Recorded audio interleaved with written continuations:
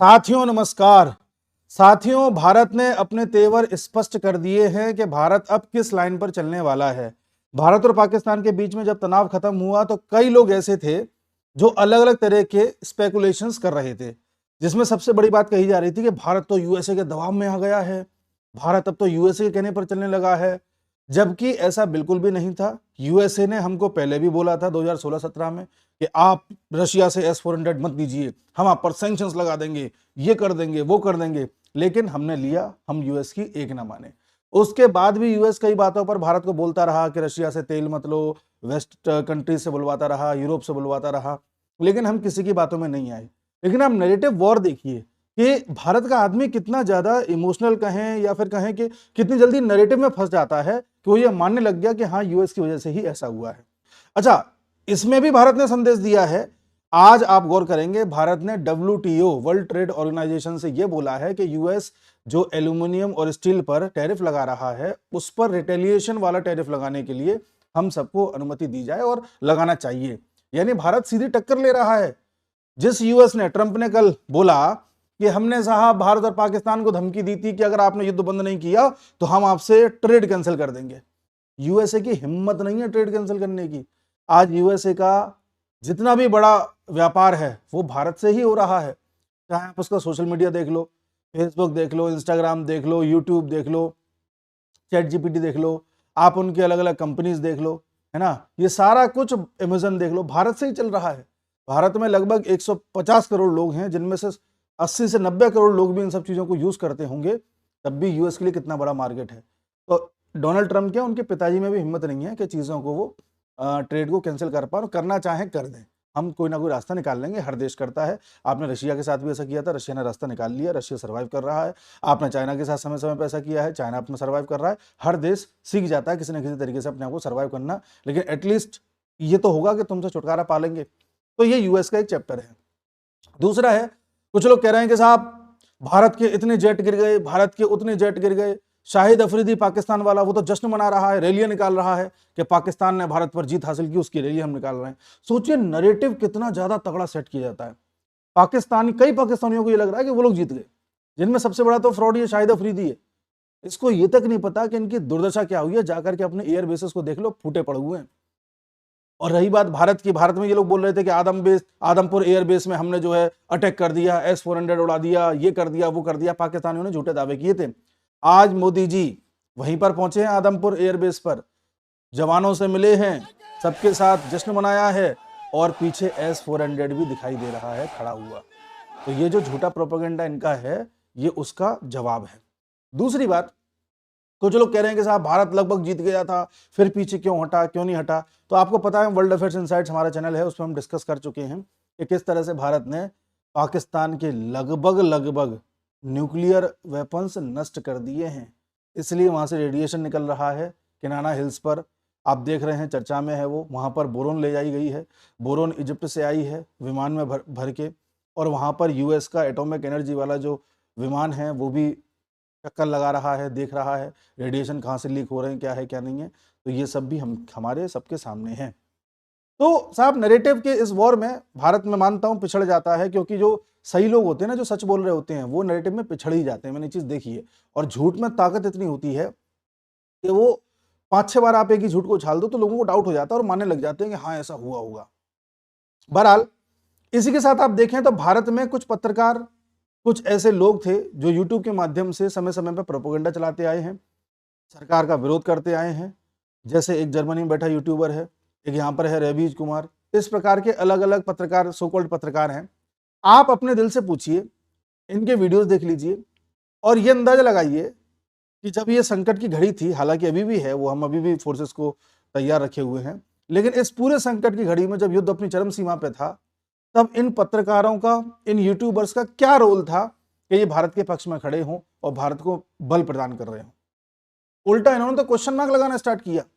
एक ये रवीज कुमार कह रहे, साहब ये ऑपरेशन सिंदूर का नाम सिंदूर किसने रखा, मोदी को क्रेडिट दिया जा रहा है, ऐसे कैसे दे रहे हैं। इनका क्या योगदान है, इसका भी आकलन होना चाहिए।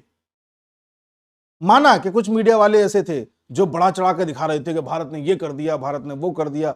चलो, बड़ा चढ़ा के दिखा रहे थे तो भारत के पक्ष में ही तो दिखा रहे थे। ये लोग तो भारत की हर चीज पर डाउट कर रहे थे, तो बड़ा चढ़ा के दिखाने में आप पक्षधर वाली बात को ज्यादा मान लोगे या इनको मानोगे जो उल्टे चल रहे हैं? तो इस पर भी विश्लेषण होना चाहिए। हालांकि जो भारत इन तरह की गतिविधियों के द्वारा अभी तक पीड़ित रहा है, जो पाकिस्तान गतिविधि करता है, और भारत कभी कोई स्टेप नहीं उठाता था। 26/11 हम सबके सामने है। ओबामा ने बोला था मनमोहन सिंह जी को कि आप स्टेप उठाइए, मनमोहन सिंह ने मना कर दिया कि साहब हमें नहीं उठाना, हमारे यहाँ पर एक वोट बैंक के नाराज हो जाएगा। मतलब इनडायरेक्टली कहने का मतलब यही था।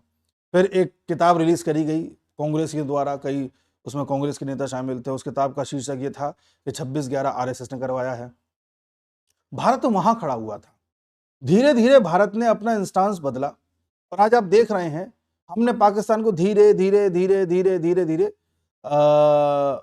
जो है उसका गला दबाना चाहा, और अब फाइनली हमने कल ये कह दिया, भारत के प्रधानमंत्री ने कल मीडिया में आकर के कह दिया कि पाकिस्तान के साथ ट्रेड, टॉक्स और टेररिज्म साथ साथ नहीं चल सकता।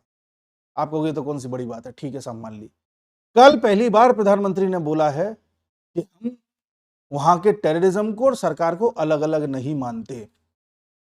यानी भारत ने अब एक वो वाला क्राइटेरिया सेट कर दिया है कि अब इसके बाद जो है सिर्फ बात इजराइल के तरीके से होगी। आप जानिए इजराइल से के तरीके का क्या मतलब है। अगर पाकिस्तान की तरफ से अब एक भी मिसाइल आई या एक भी हमला हुआ तो भारत ठीक उसी तरह से जवाब देगा जैसे इजराइल देता है। तो वो भारत 26/11 वाला या उससे पहला वाला जब यहां पर आकर के कोई भी हमले कर देता था और हम बैठे रह जाते थे, कड़ी निंदा करते रह जाते थे, आज वहां से हम उस जगह पे आके खड़े हो गए कि इजराइल जैसी आशाएं हमारे देश से करी जा रही है। हालांकि हमारी आर्म फोर्सेज जितनी भी हैं वो दुनिया में अब तक की सबसे सर्वश्रेष्ठ मानी गई हैं, सबसे सर्वश्रेष्ठ उन्होंने परफॉर्म किया है फिलहाल के ऑपरेशन के बाद, क्योंकि हमारा जो भी एयर डिफेंस सिस्टम था, चाहे हमारा भारत का हो, चाहे S-400 हो, चाहे जो भी संयुक्त तरीके से कार्य किया गया हो, 100% एक्यूरेसी आई है। ये 100% एक्यूरेसी ना इजराइल के पास है, ना यूएस के पास है, ना रशिया के पास है। दूसरी बात, ऐसा पहली बार हुआ है कि किसी देश ने किसी न्यूक्लियर देश के आर्मी कैंप पर, एयरफोर्स बेसिस पर हमला किया हो। ऐसा यूएस भी नहीं कर पाया है आज तक जी।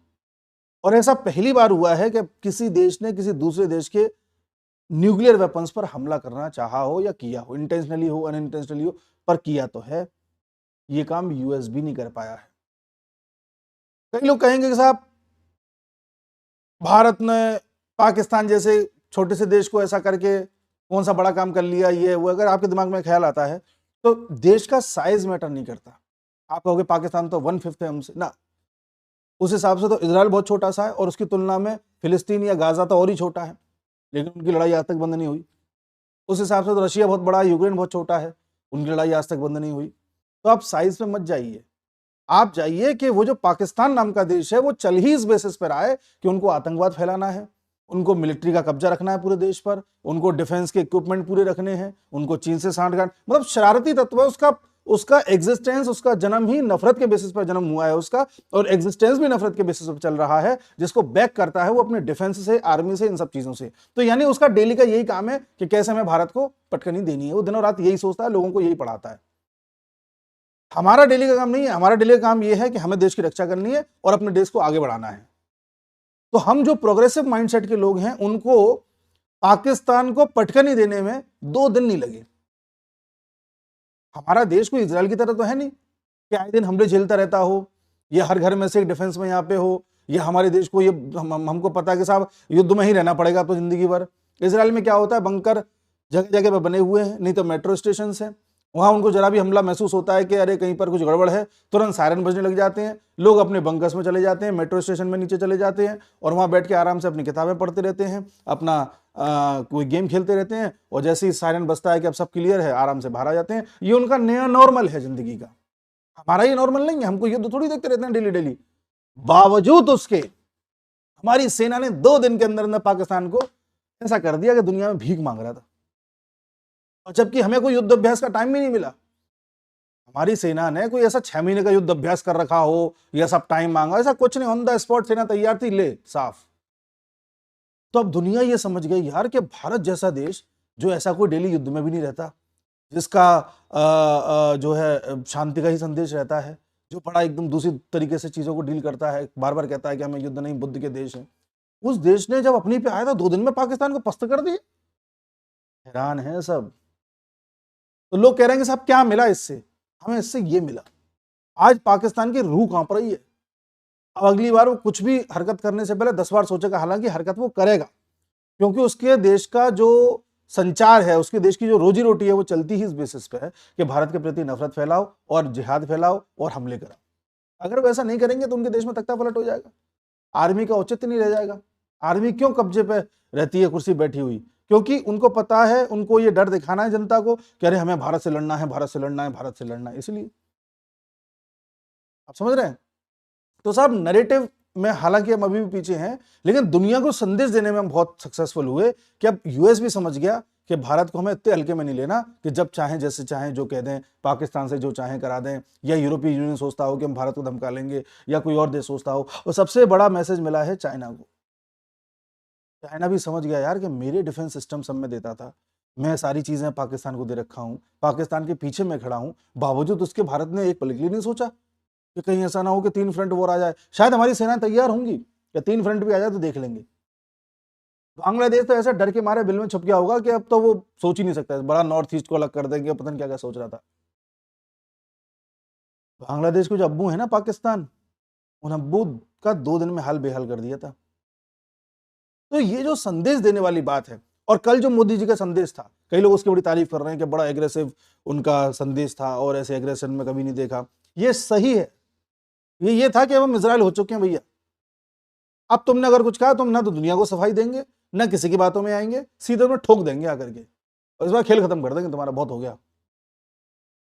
ऐसे ही मोदी जी ने एक बात और कही जिस पे आपने गौर किया। उन्होंने कहा कि जो न्यूक्स की धमकी देते हो हमें कि हम न्यूक्लियर अटैक कर देंगे, ये सब से नहीं काम चलेगा, इसको जो है अपने पास रखो। इसका मतलब कांड किया है। तो साहब जो लोग कह रहे हैं कि हमने क्या हासिल किया, हमने ये हासिल किया, हमने अपनी डिफेंस इंडस्ट्री को अब देखना बूस्ट मिलेगा। 2013-14 में हम जो डिफेंस का एक्सपोर्ट करते थे वो लगभग 684 करोड़ का करते थे, जो 2023-24 में 23,000 करोड़ का था। अब देखना, ये मुझे उम्मीद है 50,000 करोड़ भी पार कर जाएगा, क्योंकि हमने जो भी युद्ध लड़ा था उसमें बाद में खबर आई कि ज्यादातर चीजें हमने इंडिजीनियस यूज करी हैं। हमें सिर्फ S-400 ही खबरों में मिल रहा था, तो हम पहले S-400 की ही चर्चा कर रहे थे। बाद में पता चला कि S-400 का तो बहुत कम इस्तेमाल हुआ है, हमारे आकाश एयर डिफेंस सिस्टम का ज्यादा हुआ है। कई लेयर के होते हैं, हालांकि हर किसी की जो है उपयोगिता अपने आप में है, लेकिन हमने इंडिजिनियस चीजों का उपयोग ज्यादा किया है। तो इसलिए दुनिया को यह भी पता चल गया कि भारत जो चीजें बना रहा है इतनी प्रिसाइज बना रहा है कि जहां अटैक करना चाहता है भारत वहीं करता है, उसके आसपास एक भी सिविलियन नहीं मरता। दुनिया देख रही है। और आपको एक चीज और बता दूं जो अभी तक सामने नहीं आई, आगे जाके सामने आएगी, आप सेव कर लीजिएगा वीडियो को। भारत और इजराइल दोनों मिलके काम कर रहे हैं, ये आप बात मानिए। हमारी रॉ जबरदस्त है, नो डाउट, हमारी सब सिस्टम सब कुछ है जबरदस्त, नो डाउट, लेकिन इंटेलिजेंस गैदर करने में कहीं ना कहीं भारत और इजराइल साथ साथ काम कर रहे हैं। पाकिस्तान की एक एक ठिकाने की, एक एक जगह की, एक एक बारीकी हमें पता है। इसमें हमारे रॉ एजेंट्स का तो हाथ है ही, साथ में इसराइल के मोसाद का भी है। ये बात जब खुलेगी तब खुलेगी, लेकिन भारत अब उसी तरह से, अच्छा ये जो बच्चे रह गए हैं 2-4 आतंकी, जिनके जैसे अजहर मसूद है, या ये आपका हाफिज है, सैयद हाफिज, हाफिज सईद, ये सब भी मारे जाएंगे, कोई अननोन गनमैन इन्हें ठोक देगा, इनकी भी टेंशन ना लीजिएगा। बट मैं फिर बार बार रिपीट करता हूं कि आप मार लोगे, कितने आतंकी मार लोगे? 10, 20, 50, 100, 1,000, 2,000 मार दोगे? पाकिस्तान आतंकवादियों की फैक्ट्री है, वो 10,000 और खड़े कर देगा। आतंकवाद कोई लोग नहीं है, आतंकवाद वो माइंडसेट है जो पाकिस्तान जैसे जिहादियों के दिमाग में पलता है, उसको खत्म करना। और ये पल क्यों पा रहा है? क्योंकि उन्हें अपने न्यूक्स पर बड़ा जो है घमंड था, एतबार था। अब जब उनमें से कई बर्बाद हो चुके हैं ना, तब उनको समझ में आ गया कि भैया भारत से पंगा नहीं लेना। तो हमने जो जीता वो ये, दुनिया को संदेश देना कि हमारे तेवर ये हैं। हम आर्म फोर्सेस को दुनिया के सामने स्टेब्लिश कर चुके हैं कि दे आर द बेस्ट। ठीक है, कोई कुछ भी कहे कि अमेरिका बेस्ट है, ये है वो है, अमेरिका आज तक जो भी युद्ध लड़ने गया ना बाहर, प्रॉक्सी वॉर जितने भी लड़े सब हारे हैं उसने। ठीक है, डायरेक्ट वॉर वो लड़ा नहीं आज तक। चाइना कुछ भी नहीं है, आप यकीन मानिए। चाइना कुछ भी नहीं है। 1962 में चाइना हार गया था, लेकिन हमारे एक्चुअली हम हारे हालांकि, लेकिन चाइना लगभग हार जाता अगर हमारे नेहरू जी ये बोल देते कि एयरफोर्स का यूज़ करना है। नहीं एयरफोर्स का यूज़ किया आपने। आज भी चाइना को लड़वा दो, हार जाएगा। उसको कोई एक्सपीरियंस नहीं लड़ाई का। उसके उपकरण किस तरह से फेल हो रहे हैं सबके सामने है। और सबसे बड़ी बात, लड़ाई लड़ी जाती है शौर्य से, लड़ाई लड़ी जाती है दिमाग से, लड़ाई लड़ी जाती है बहादुरी से।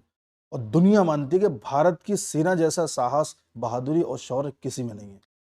थिंग इज दैट, हथियार तो बहुत लोगों के पास है। तो आप इस बात का आप यकीन मानिए कि भारत नया इजराइल मोड अपना रहा है आतंकियों और इन जिहादियों को ठिकाने लगाने के हिसाब से। मिलते हैं अगले वीडियो में, तब तक के लिए नमस्कार।